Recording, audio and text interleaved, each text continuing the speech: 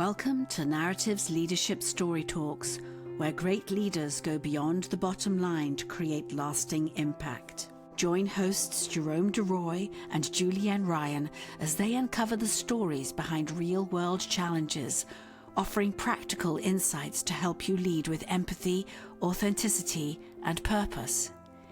Each episode dives into how leaders use storytelling to build trust, foster connection, and inspire action. Whether you're navigating workplace dynamics, driving change, or building high-performing teams. Welcome to Leadership Story Talks. I'm Jerome CEO of Narrative. And I'm Julienne Ryan, and I'm happy to have another chat. Yes, me too. And it's a special episode because we don't actually have a guest right now, but we decided to have this episode to sort of talk about what it's like to go live on stage in person. Because you and I had a moment where we hadn't talked to each other, but about it. But we found ourselves to be on a stage the very same day, same evening, I think. Yes, same week. Many, thousands of miles apart. Me in New Mexico and you in New York City at a Moth event, and I was at an event here called the Duke City Story Slam, which is sort of a local storytelling event, but very, very much inspired by the Moth. So yeah. Let's pause on that a minute. Like from a team building experience, series that we're separated. Let's emphasize it. No discussion, no talk. And then I'm looking at it, something you sent me in a feed. I'm like, I did the same thing the same night. And because we were also having a live event later in that week. So it was like we independently thought, well, we need a warm-up exercise. And why not be in front of humans on the stage?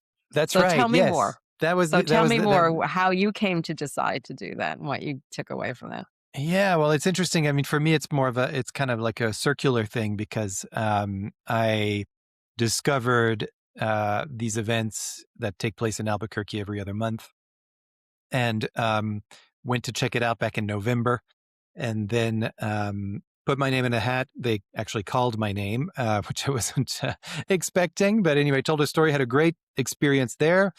And that sort of inspired me to then talk to you about the possibility of doing a similar event, but virtually, which was our January 15 on Martin Luther King's birthday for our inaugural session of inviting 3 storytellers. So that was sort of the inspiration for that, because I felt like there was so much connection and great community there. And then, as you said, as the day approached for our event on January 15, lo and behold, there was an event again in person. Oh, that's right. Okay. I forgot about the first part. Okay. Yeah, 2 days before, I think, or something like that, January 12th. And I had pitched them a story, and they took it and said, "You'll be one of our 3 featured storytellers in January." So the timing was perfect. Because as you said, I also really, I think it's really good to practice what you preach, sorry, and preach what you practice. Why not? Yeah. I had when I was working in finance, there was a boss of mine who had this, they would always say, you gotta do what you say and say what you do. And so Absolutely. Anyway, so that's what we're doing today. But anyway, as a way of preparing, it's all very well to sort of ask people to tell a story, but I often feel like it really helps if you are willing to do what you're asking other people to do. Absolutely. And so that occurred to me, and I thought, well, this is good timing. Let me go and tell a story in front of people, strangers, friends, family. There was kind of it ran the whole gamut. And yeah, so that was the number one incentive was just go ahead and do this as you're asking other people to do it. And then the second motivation was, again, very similar to how we're doing these virtual events. To me, it's all about community and connection.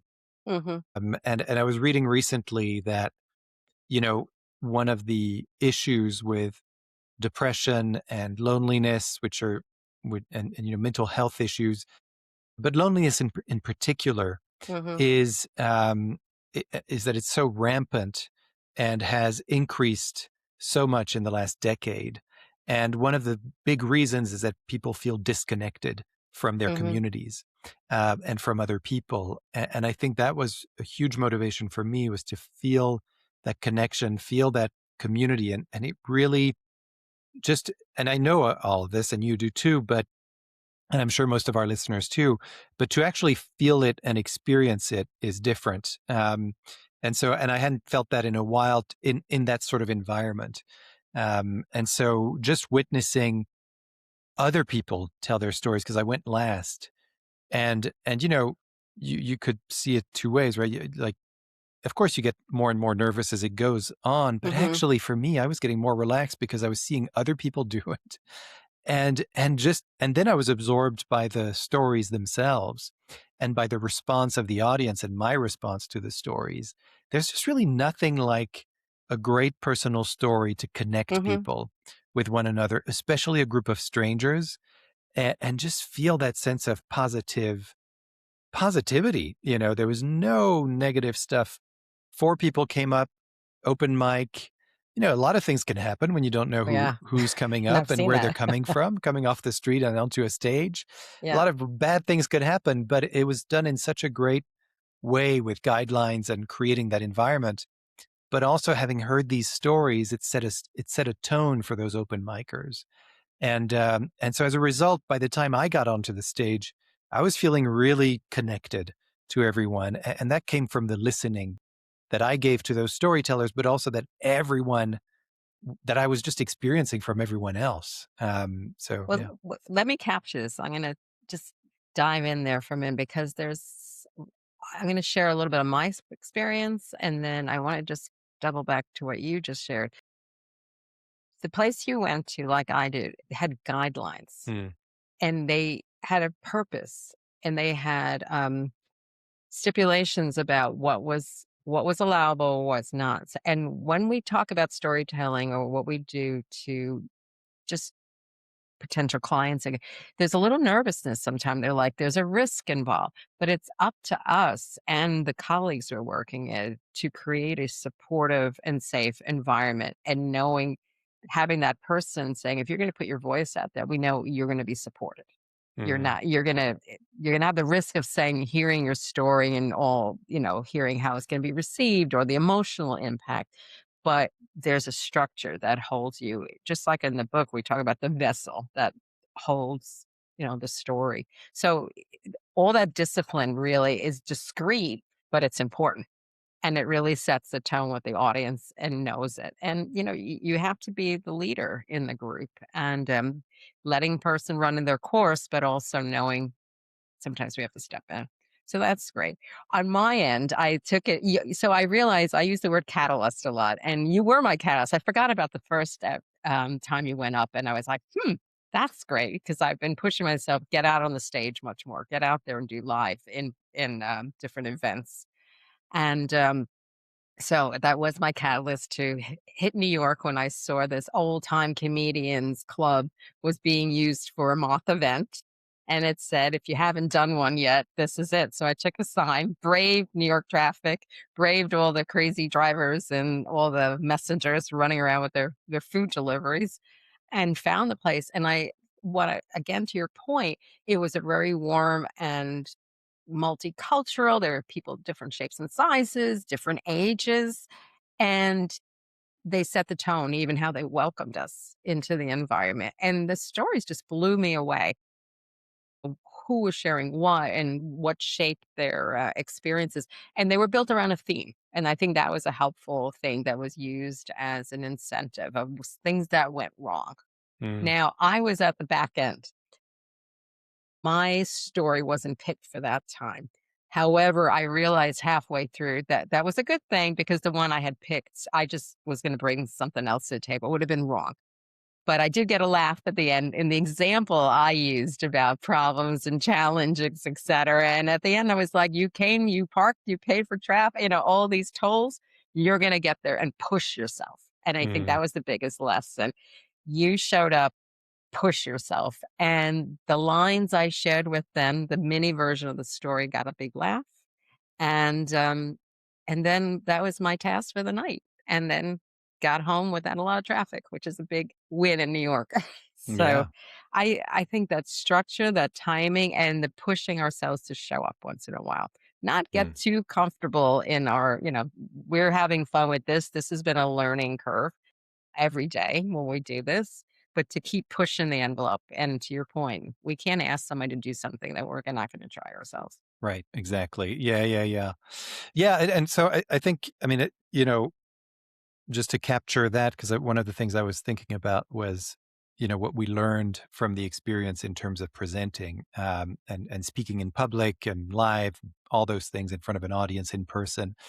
Um, Certainly, number one is what you said before. What you captured with the guidelines. I think we talk about creating a space, and that is an active thing you can do to Hmm. create a space for yourself and others when you're putting yourself in a situation where you are speaking in public to a live audience.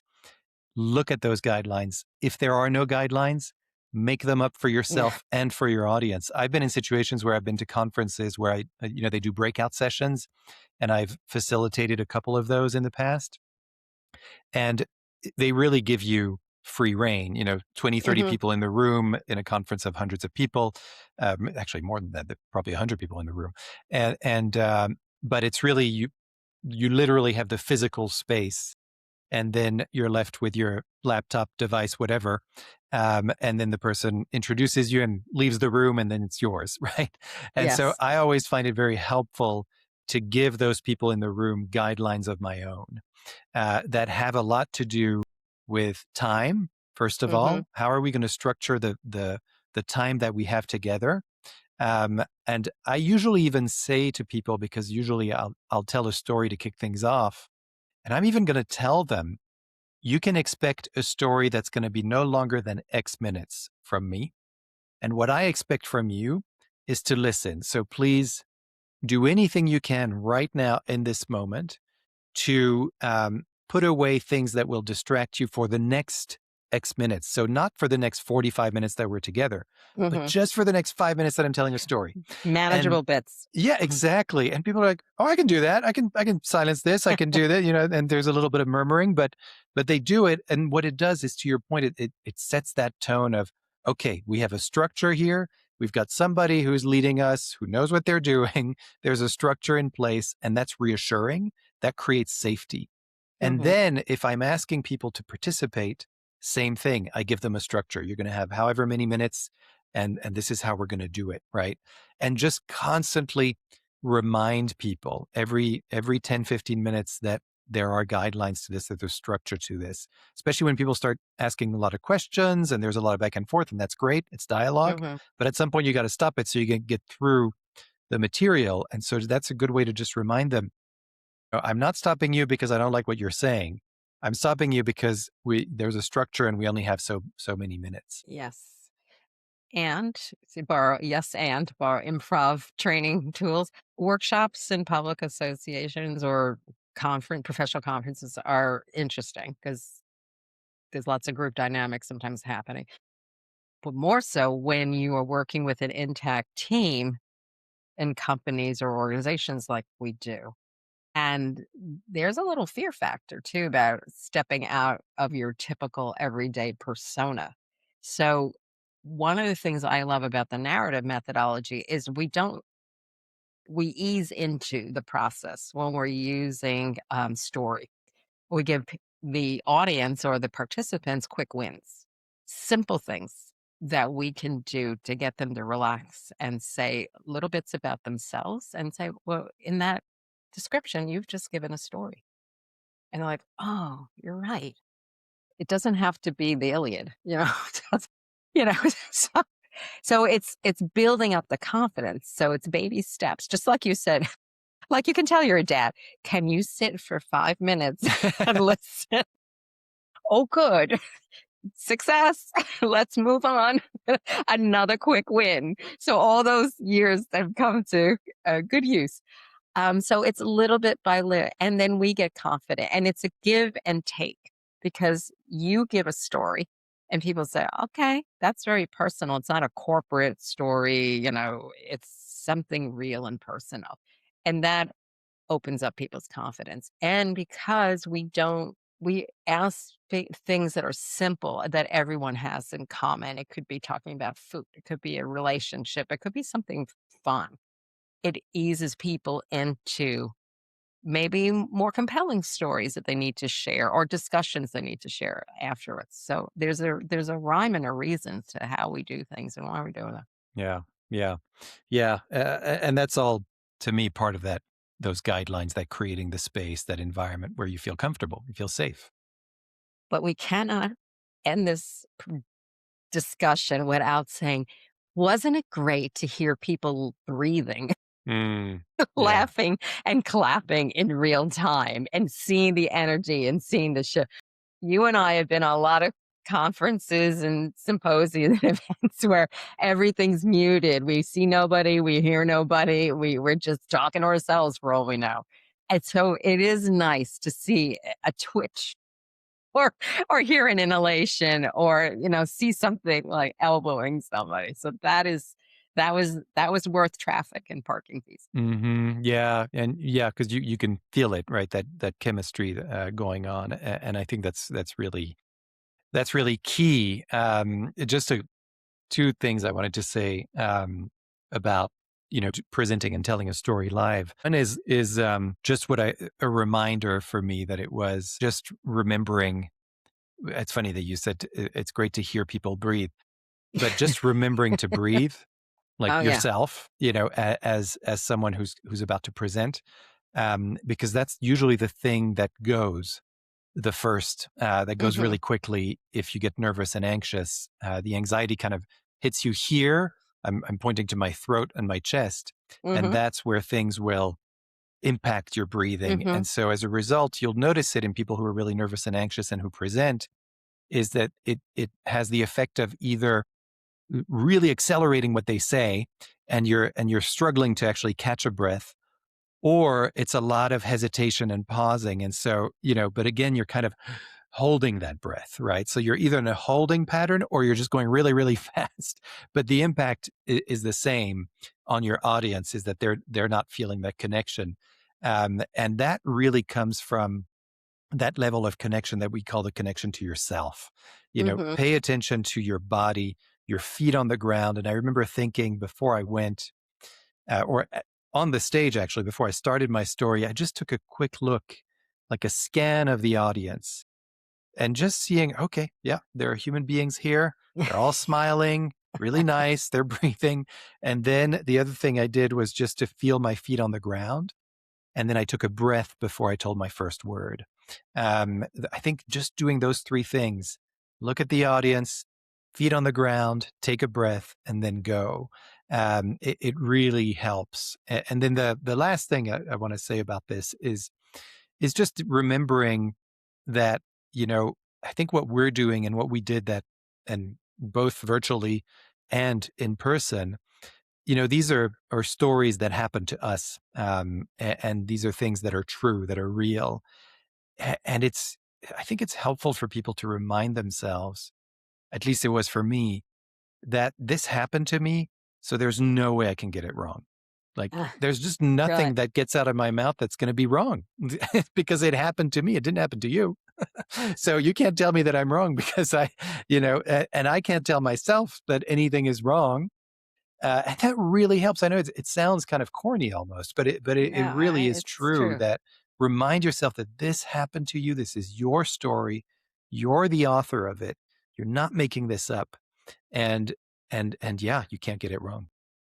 Well, I embellish on mine because I was talking about my husband for years, but I owe it to myself. But owning your step, like once you committed, what we're hearing here is once we committed, like go out there and just own your space. You Mm, took a pause, you took a breath, you looked around. And one of the most valuable things I ever learned in the moment where I was doing my first keynote was I can look at the audience as potential enemy, or I can look at it as a friend.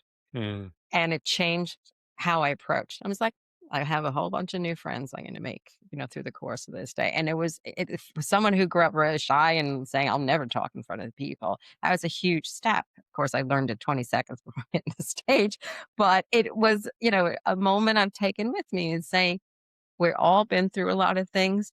We don't know what people are thinking, and usually thinking to themselves, that took guts, and I can so relate to what they're doing. And I'm glad you said something because now I'm going to chat with you. Great. Yeah, absolutely. Well, great. And, I would be remiss, and I think it's pretty obvious for longtime listeners and those who are just joining us for the first time with this episode, that we teach this stuff. We coach Yes, people. and it works. We're not just talking into a void, and this wasn't the first time we did that. We've been at this for a long, long time. And if you want to learn how to tell your own story, whether that's related to something that shaped who you are, whether it's related to a meeting that you're having in a couple of weeks and you want to hit it out of the park, or you're presenting at a conference, or just giving wedding vows. However, wherever you need to tell a story, we are your people. So don't hesitate to get in touch, because there's a lot of wisdom between the two of us and all the people that we've coached and trained in the past. We've learned a lot from all those experiences, as you can tell, for sure, from this and other podcasts. And then the last thing I'll say is if you feel so taken by this that you want to tell your own story on one of our stages, we just launched our virtual Leadership Story Talks live stage this month. And so that's going to come back every 2 months on the third Thursday. So get in touch with us and ask us about it. And hopefully maybe we'll see you on that stage. So there you go. Bring your team with you if you're coming. Yeah, exactly. Everybody needs backup. Yeah, for sure. All right. Well, thanks once again, Julienne, for being my wonderful co-host. Couldn't do this without you. Thank you. And thanks everyone for listening. And I want to remind you once again to review wherever you listen to your podcasts, and also don't forget to hit subscribe so that you never miss an episode. It will just go directly into your feed, and you'll get all of this wisdom. And please spread the word. Thank you so much once again, and we will see you next time. Bye-bye, everybody. Bye-bye. For more information on the narrative listening and storytelling method and how it can help your business, go to narrative.com.